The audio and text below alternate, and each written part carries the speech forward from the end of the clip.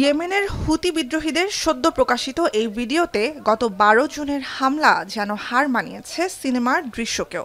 লোহিত সাগরে গ্রিক মালিকানাধীন MV tutor নামের কয়লাবাহী জাহাজটি বিস্ফোরণের পরপরই ডুবে যায়।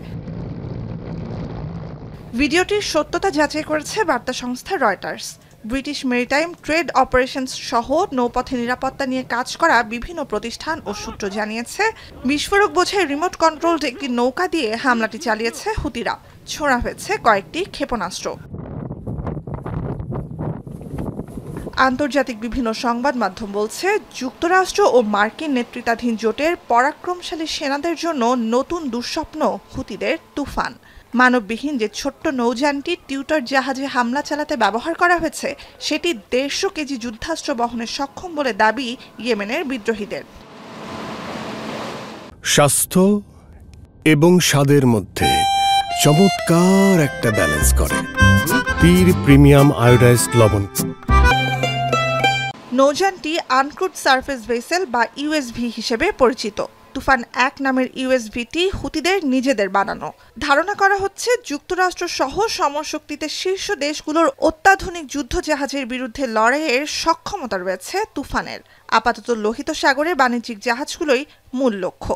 ক্ষিপ্র গতিসম্পন্ন তুফান পানির বুকে ছুটতে পারে ঘণ্টায় ৩৫ নটিক্যাল মাইল পর্যন্ত।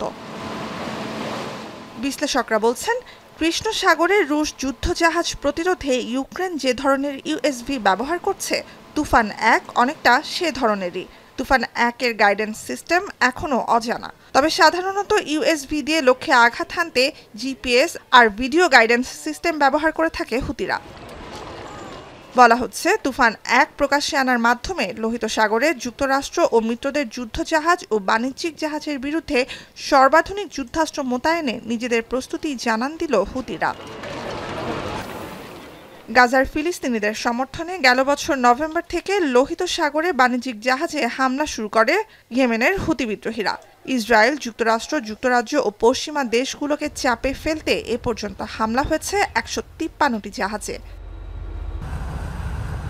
নুজহাত কামাল, এখন বিশ্ব।